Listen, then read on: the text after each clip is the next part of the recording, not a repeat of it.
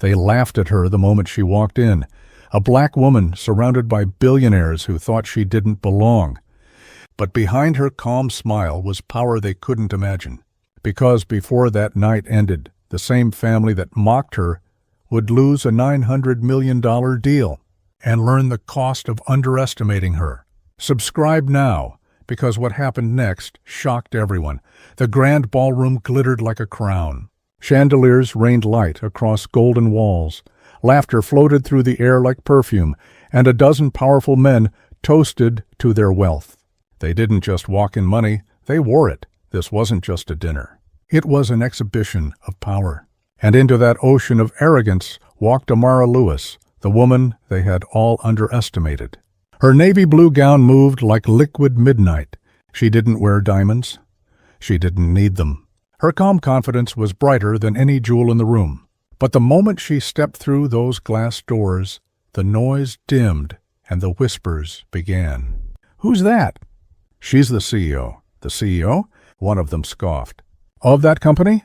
The laughter came next, quiet at first, then spreading like a wave. Amara had heard those laughs before, from classmates who thought she didn't deserve scholarships, from investors who thought her dreams were too ambitious for someone like her. But tonight's mockery carried a different weight, because these were the very men trying to buy her company, Lunaris Energy, for $900 million. They believed they were saving her. They believed she needed them. But what they didn't know, what they couldn't imagine, was that Amara had built Lunaris from scratch, out of nothing but grit and vision. She had once worked in a small, rented room with flickering lights, designing solar panels by hand. Now her technology powered hundreds of villages across Africa, so when they invited her to this dinner, she didn't come for validation. She came for evaluation. At the head of the table sat Richard Winford, patriarch of the Winford dynasty, one of the oldest, richest families in America. He was a man who didn't just own companies, he owned people's pride. "Ah, Miss Lewis," Richard said, raising his glass with a smirk, "to innovation, and to those bold enough to dream." The laughter that followed wasn't kind. Amara met his gaze. "Taught those braves enough," she replied, "to build what others only dream of." The room went silent for half a heartbeat, until another billionaire forced a laugh to break the tension. Inside, Amara smiled. Her mother's voice echoed in her heart. "When they laugh at you, don't shrink. Let them, because one day they'll realize they were laughing at their own limits." As dinner continued, Richard leaned closer. "Tell me, Miss Lewis," he said smoothly, "how does it feel to run a company? Alone? Surely that's a lot for one woman." She looked him straight in the eye. "It feels powerful," she said. "And freedom always does." The table fell quiet again. A storm of discomfort passed between them, men who couldn't stand being outshined by someone they once looked down upon. But Amara had already made her decision. This wasn't a negotiation. It was a revelation. By the time dessert arrived, her smile was steady, unbroken. Tomorrow morning she would face these same men in the boardroom. But next time, it wouldn't be them testing her. It would be her testing them. And when she finally walked away, they would understand what true power looks like. Morning sunlight sliced through the tall glass windows of the Winford corporate tower. The skyline shimmered, a city built on ambition, greed, and pride. Inside, the boardroom looked like something out of a movie. Marble floors, gold-trimmed walls, and a massive oval table that seemed to stretch forever. Every seat was taken. Every man from last night's dinner now sat in pressed suits, their smiles polished but cold, and then the glass doors opened. Amara Lewis stepped in. She wasn't dressed for their approval. No designer jewels, no loud colors. Just a sharp black suit and quiet confidence that filled the room like thunder before a storm. Every head turned. Even Richard Winford paused his conversation mid-sentence. "Ah, Miss Lewis," he said, smiling with that same charm that had turned to mockery hours earlier. "Glad you could join us. We're ready to finalize this deal." He gestured toward the thick contract on the table, $900 million typed neatly across the final page. To them, it was a transaction. To Amara, it was a test. "Before we begin," she said, placing her leather folder on the table, "I'd like to clarify a few points. Her tone was calm but commanding, the kind of voice that didn't need to rise. It carried weight because it came from truth. One of the younger executives chuckled quietly. "Of course, Miss Lewis," he said, "though I'm sure our legal team has covered everything you need." Amara's eyes flicked toward him, not with anger, but disappointment. "Your legal team," she said, "has covered everything you need. But not what I need," a murmur rippled around the table. Richard leaned back, folding his hands. "And what exactly do you need, Miss Lewis?" She smiled. "Respect, silence." You could hear the air conditioner hum, the city far below, the faint tapping of a nervous pen. The confidence they wore last night began to melt away. Richard cleared his throat. "This is business," he said, his tone sharp now. "Respect isn't part of the contract." Amara leaned forward slightly. "Exactly," she said. "And that's why you'll never understand what makes businesses last. You think money builds empires? It doesn't. The character does." One of the men shifted uncomfortably in his seat. "Let me tell you something," Amara continued. "I built Lunaris from nothing. No inheritance, no family name. Every solar panel we've produced powers homes where children once studied under candlelight. So, if you think I'll hand over my life's work to people who mocked me for the color of my skin or my gender, you've already lost the deal." Her voice didn't tremble once. The silence that followed was suffocating. Richard's smirk vanished. "Are you walking away from $900 million? He asked, disbelief cracking through his tone. Amara stood slowly, her chair gliding back without a sound. "No," she said softly. "I'm walking toward something far more valuable, my dignity." And with that she gathered her folder, turned, and began walking toward the door. Every step echoed in that room like a hammer hitting stone. The men who laughed at her the night before were now silent, not out of guilt, but out of awe. Because for the first time they realized they hadn't invited a CEO into that room. They had invited a legacy. The moment Amara Lewis walked out of that boardroom, silence swallowed the Winford Tower whole. Every executive stared at the door as it closed, slowly, softly, as if it had sealed their fate with it. For a long moment no one spoke. Then chaos began. "Did she just walk away?" One voice cracked. "From $900 million? Another shouted. Phones buzzed, assistants rushed in, and Richard Winford's smile, the one that had always screamed control, began to fade. He stood abruptly, his chair scraping the marble floor. "Get her back in here," he barked. "She'll regret this. Everyone has a price." But Amara wasn't one of those people. Outside, as she stepped into her car, the city air felt lighter. The morning sunlight hit her face, and for the first time in months, she breathed freely. Her assistant, Jade, sat beside her, wide-eyed. "Ma'am," Jade said softly, that was $900 million. Amara smiled, looking out the window. "Money comes and goes, Jade, but self-respect? That's generational wealth," Jade blinked, speechless. By noon, the news had broken. Black CEO walks away from $900 million deal with Winford Group.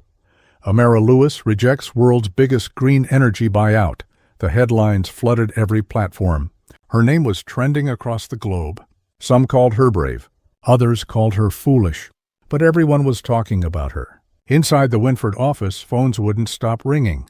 Investors wanted answers. The media demanded statements. And Richard Winford, the man who once believed he could buy anyone, now faced the one thing money couldn't fix: humiliation. "Do you realize what she's done?" His son Ethan Winford hissed across the table. "The stock's falling. People are questioning our ethics. She's made us look like villains." Richard slammed his fist on the table. "She'll crawl back. They always do." But Ethan shook his head. "Not her. You saw her face. That wasn't anger. That was peace. She's not coming back." Meanwhile, Amara sat in her quiet office downtown.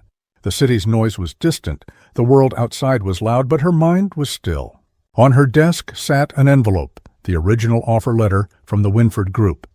She looked at the figure, $900, then slowly folded it, placed it in a drawer, and whispered, "You'll never own me." Moments later, her phone rang. It was a journalist from Global Business Today. "Miss Lewis," the voice said, "is it true you walked away from nearly $1 billion?" Amara smiled faintly. "No," she replied. I walk towards something worth more." The reporter paused. "And what's that?" "Freedom," she said. The quote hit headlines within the hour. Her words, just one sentence, turned into a global movement. Across social media, young entrepreneurs, especially women of color, began sharing her story with one hashtag: "Not for sale." The world was changing, and while Richard Winford's empire trembled, Amara Lewis's influence was only just beginning. Because walking away from that deal wasn't the end of her story. It was the start of her power. By sunrise the next day, Amara Lewis wasn't just a name, she was a movement. Her photo, taken as she exited the Winford Tower, had gone viral overnight. No makeup team, no rehearsed pose, just her walking away with calm confidence, sunlight catching her face like destiny itself. The caption beneath it read, "She said no to $900 million. Within hours, the image flooded social media. Women posted it with the hashtag "not for sale." Men shared it with quotes about dignity, and entrepreneurs began tagging her as a symbol of power with purpose. Every news outlet wanted her. Talk shows debated her decision. Some called her crazy. Most called her courageous. In just 24 hours, Linares Energy's online searches tripled. Investors who had once ignored her now flooded her inbox. Governments wanted to partner. Universities requested her to speak, but Amara didn't let the noise define her. She stayed grounded, the same way she had been when she started. Jade, her assistant, looked up from her laptop in disbelief. "Ma'am, you just hit 100 million mentions online. Even Oprah's team sent an invite." Amara chuckled softly. "I didn't do this for followers," she said. "I did it so the next girl who walks into a room like that doesn't have to prove she belongs there." Meanwhile, in the glass tower uptown, chaos was brewing. The Winford Group's PR team worked day and night, but the damage was done. Investors were backing out, accusing the company of discrimination. One headline read, "Arrogance costs Winford Empire $1.2 billion in market value." Richard Winford stared at the numbers on the screen. Read, "Falling, relentless." Ethan, his son, paced beside him. "You underestimated her," he said. "You thought she'd bend. But she stood taller than this entire board." Richard's jaw tightened. "We can fix this. We'll issue an apology, offer better terms." Ethan cut him off. "You don't understand. This isn't about money anymore. It's about respect." "You laughed at her, Dad. The world saw it." Richard looked away. For the first time in years, the billionaire who commanded every room had no words. Meanwhile, Amara received a call from an unexpected voice.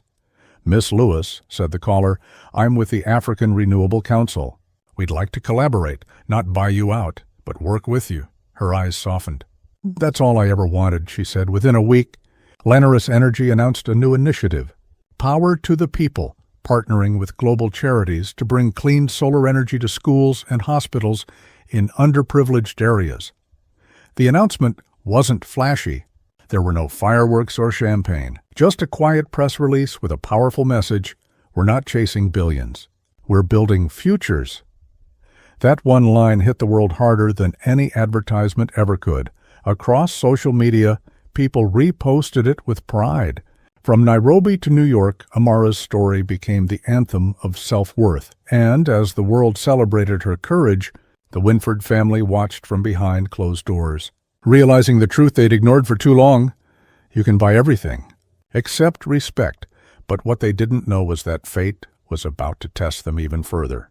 Because sometimes the people you mock on your way up are the very people you'll need when everything comes crashing down. By the second week after Amara Lewis walked out, the Winford empire was unraveling. It started with whispers in the market. Analysts questioned their ethics. Investors pulled funding. Major suppliers withdrew contracts, unwilling to be associated with a company publicly called out for arrogance and disrespect. Richard Winford tried to maintain composure during board meetings, but every glance at the stock ticker made his face tighten. Down 15%, down 22%. The numbers weren't just falling, they were screaming failure. Ethan Winford, desperate, turned to his father. "Dad, we need her. She controls the narrative. She's the only reason the market is still listening. Richard shook his head. We can't negotiate now. She has the moral high ground. She's untouchable. Meanwhile, Amara didn't move hastily. She was patient, precise. Every step she took had been calculated long before she left that boardroom. Her phone buzzed with updates from her legal and finance teams. Every Winford asset tied to her former deal was being strategically redirected to Linares. Investors seeking ethical leadership were moving in droves. Ma'am, Jade said, they're trying to reach you. They've sent 3 emails, 2 calls. Richard Winford personally left a voicemail. Amara smiled faintly. Let them try, she said. I built my empire without begging for respect. I won't start now. By midweek, the press had caught up. Headlines blared. Winford Empire loses $2 billion in wake of rejected deal. Black CEO's integrity redefines corporate leadership. Every article, every social post, every viral clip reinforced the same lesson. Arrogance, prejudice, and disrespect carry a cost. On a Thursday morning, the Winfords made a desperate move. They sent a formal request for negotiation, a rare admission of defeat. Amara read the email carefully. Her finger hovered over the keyboard. She could respond, but she knew that humility was not something bought, and power was not given twice. She finally typed one line. We no longer wish to collaborate. Values cannot be negotiated. We suggest you focus on your own future. It was the final nail in the coffin. Within hours, the market reacted. Stocks continued to plummet. High-profile partners severed ties. The same family that had mocked her, that laughed at her in a glittering ballroom, now faced financial ruin and public humiliation. Yet Amara didn't gloat. She didn't celebrate their collapse. Her focus was growth, vision, and opportunity. Later that day, she addressed her team. This isn't revenge, she said. It's accountability. We didn't take down anyone. We simply stood our ground. And that's how real change happens. Quietly, strategically, without compromise. The team nodded. They had witnessed not only a lesson in business, but a lesson in leadership, resilience, and integrity. By evening, as the city lights reflected off the skyscrapers, Amara looked out over the skyline. She felt a quiet satisfaction, not from money gained, not from deals won, but from knowing that respect, courage, and vision had rewritten the rules. Somewhere across town, the Winfords were left to reckon with a harsh reality. The world had changed, and their arrogance had made them irrelevant. And at the center of that shift, Amara Lewis stood unshaken, a symbol of what happens when strength meets patience, and integrity becomes power. Weeks had passed since the Winford Group's downfall, but the story of Amara Lewis had only grown louder. It wasn't just about the money she walked away from. It wasn't about the empire she built overnight. It was about what she represented: integrity, courage, and the power of standing firm when the world doubts you. Across boardrooms, conference halls, and classrooms, her story circulated.